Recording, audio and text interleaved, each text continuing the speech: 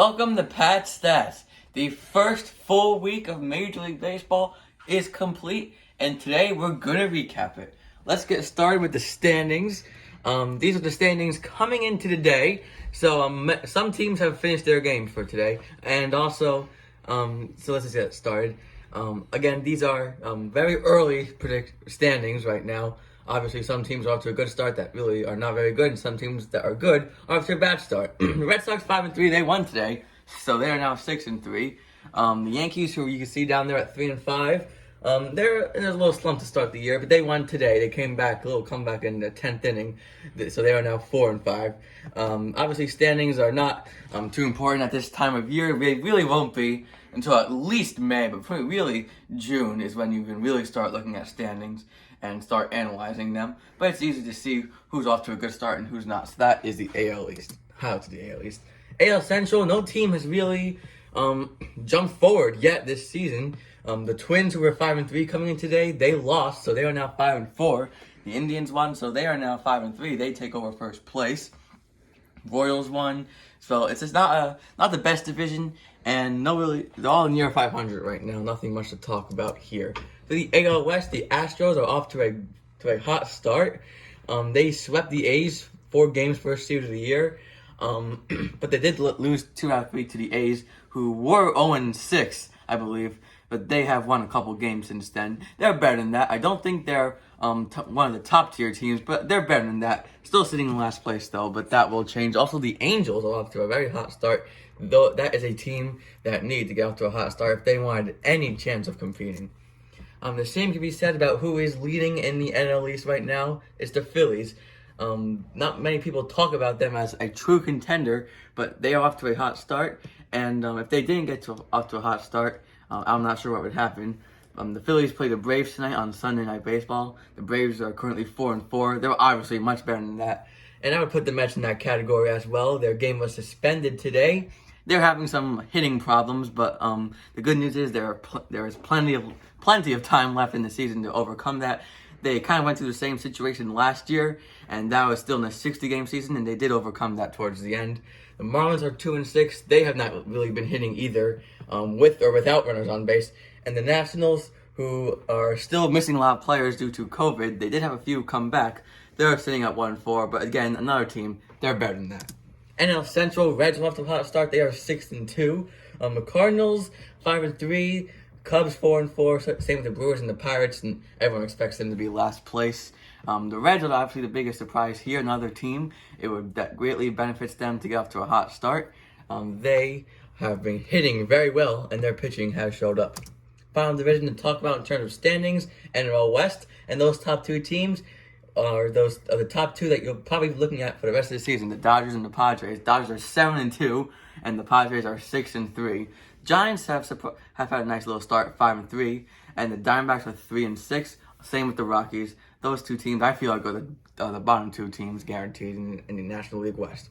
Moving on, we're going to talk about the top players in the past week. For the best hitter, coming in at number 3 is Ronald Acuna Jr., who has 3 home runs, 6 RBIs, and a .458 batting average in the past week.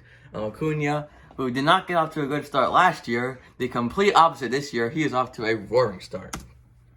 Nelson Cruz, I just cannot believe how well he is hitting for his age. He just keeps getting better and better. 4 home runs in the past week, 9 RBIs.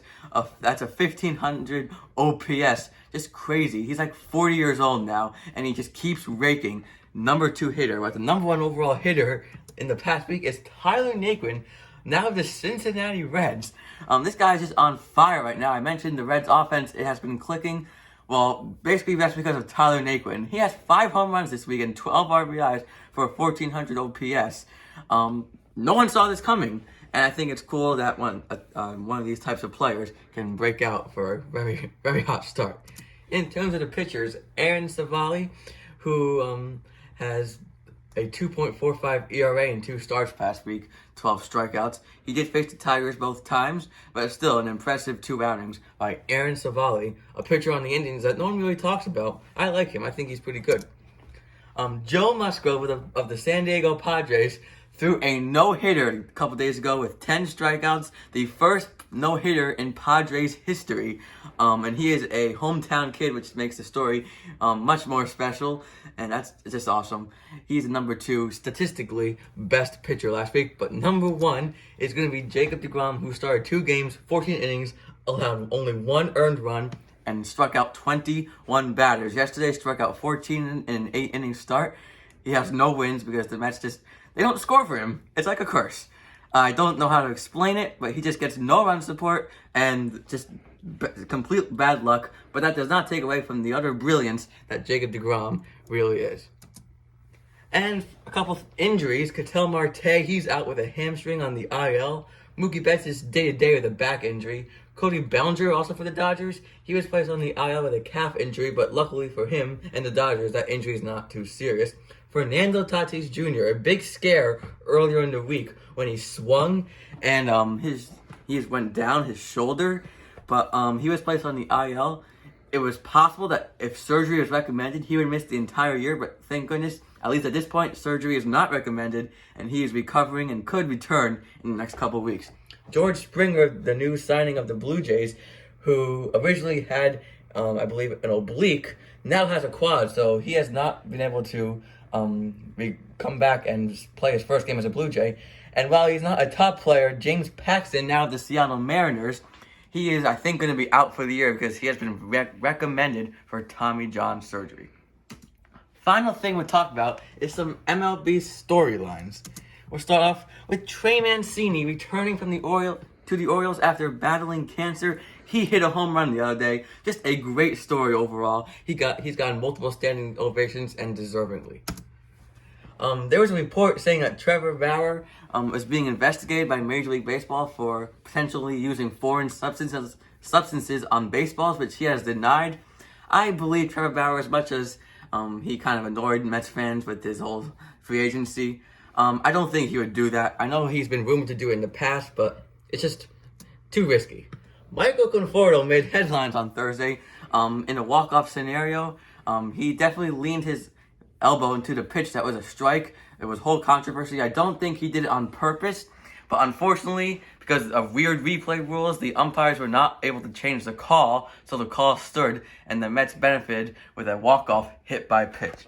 Final storyline, the MLB All-Star Game has been moved from Truist Park in Atlanta to Coors Field in Denver. That'll certainly make for a fantastic All-Star Game and home run derby. I can only imagine how many home runs are going to be hit.